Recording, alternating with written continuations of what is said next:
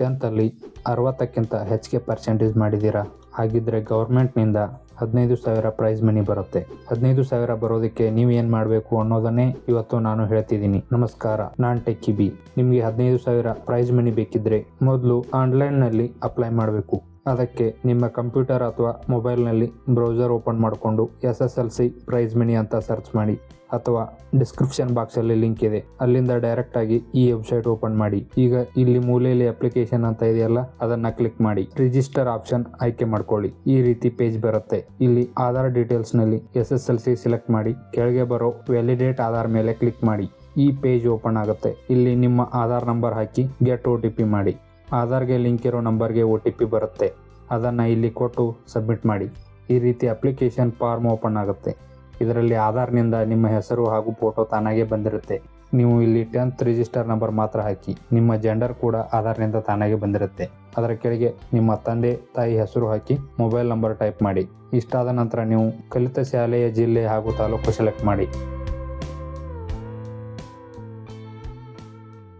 ಉಳಿದ ಅಡ್ರೆಸ್ ನಿಮ್ಮ ಆಧಾರ್ನಿಂದ ಇಲ್ಲಿ ಬಂದಿರುತ್ತೆ. ಆಯ್ತಲ್ಲ, ಈಗ ಇಲ್ಲಿ ನಿಮ್ಮ ಕಾಸ್ಟ್ ಸರ್ಟಿಫಿಕೇಟ್ RD ನಂಬರ್ ಹಾಕಿ ವ್ಯಾಲಿಡೇಟ್ ಮೇಲೆ ಕ್ಲಿಕ್ ಮಾಡಿ. ಆಗ ಕೆಳಗೆ ಈ ರೀತಿ ನಿಮ್ಮ ಕೆಟಗರಿ ಬರುತ್ತೆ.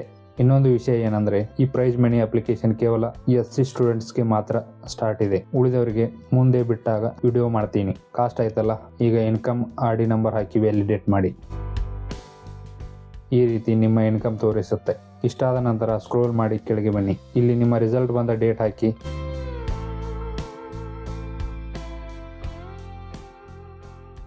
ನಿಮ್ಮ ಕೋರ್ಸ್ SSLC ಅಂತ ಸೆಲೆಕ್ಟ್ ಮಾಡಿ. ಯೂನಿವರ್ಸಿಟಿ ಬಾಕ್ಸ್ ಅಲ್ಲಿ Karnataka secondary education examination board ಅಂತ ಸೆಲೆಕ್ಟ್ ಮಾಡಿ. ಕೆಳಗೆ ಇನ್ನೊಮ್ಮೆ ನಿಮ್ಮ 10th ರಿಜಿಸ್ಟರ್ ನಂಬರ್ ಹಾಕಿ.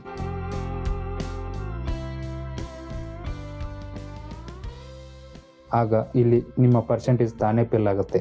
ಈಗ ಇಲ್ಲಿ ನಿಮ್ಮ 10th ಮಾರ್ಕ್ಸ್ ಕಾರ್ಡ್ ಅಪ್ಲೋಡ್ ಮಾಡಬೇಕು. ಆದ್ರೆ ಇನ್ನೂ ಒರಿಜಿನಲ್ ಮಾರ್ಕ್ಸ್ ಕಾರ್ಡ್ ಬಂದಿರಲ್ಲ. ಅದಕ್ಕೆ ಆನ್ಲೈನ್ ಮಾರ್ಕ್ಸ್ ಕಾರ್ಡ್ ಪ್ರಿಂಟ್ ತಗೊಂಡು ಅದರ ಮೇಲೆ ನಿಮ್ಮ ಶಾಲೆಯ ಹೆಡ್ ಮಾಸ್ಟರ್ ಕಡೆಯಿಂದ ಅಟೆಸ್ಟೆಡ್ ಮಾಡಿಸಿ ಅದನ್ನ 500 KB ಗಿಂತ ಕಡಿಮೆ ಸೈಜ್ ನಲ್ಲಿ ಸ್ಕ್ಯಾನ್ ಮಾಡಿ ಇಲ್ಲಿ ಅಪ್ಲೋಡ್ ಮಾಡಿ. ಅಪ್ಲೋಡ್ ಮಾಡಿ ಆದ ನಂತರ ಕೊನೆಗೆ ಕಾಣೋ ರಿಜಿಸ್ಟರ್ ಆಪ್ಷನ್ ಮೇಲೆ ಕ್ಲಿಕ್ ಮಾಡಿ. ಈ ರೀತಿ ಬರುತ್ತೆ. ಕೆಳಗೆ ಸ್ಕ್ರೋಲ್ ಮಾಡ್ತಾ ಬಂದು ಕೊನೆಗಿರೋ ಪ್ರಿಂಟ್ ಬಟನ್ ಮೇಲೆ ಕ್ಲಿಕ್ ಮಾಡಿ. ಆಗ ಈ ರೀತಿ PDF ಡೌನ್ಲೋಡ್ ಆಗುತ್ತೆ. ಅದನ್ನ ಪ್ರಿಂಟ್ ತಗೊಂಡು ಇಲ್ಲಿ ನಿಮ್ಮ ಶಾಲೆಯ ಹೆಡ್ ಮಾಸ್ಟರ್ ಸೀಲ್ ಮತ್ತು ಸೈನ್ ಮಾಡಿಸಿ. ಇದರ ಜೊತೆಗೆ Aadhaar card, caste income, 10th marks card xerox attach ಮಾಡಿ ನಿಮ್ಮ ಶಾಲೆಯ ತಾಲೂಕಿನ ಸಮಾಜ ಕಲ್ಯಾಣ ಇಲಾಖೆ ಆಫೀಸ್ಗೆ ಕೊಟ್ಟು ಬನ್ನಿ. ಇಷ್ಟಾದ್ರೆ ನಿಮ್ಮ ಕೆಲಸ ಮುಗಿಯಲ್ಲ.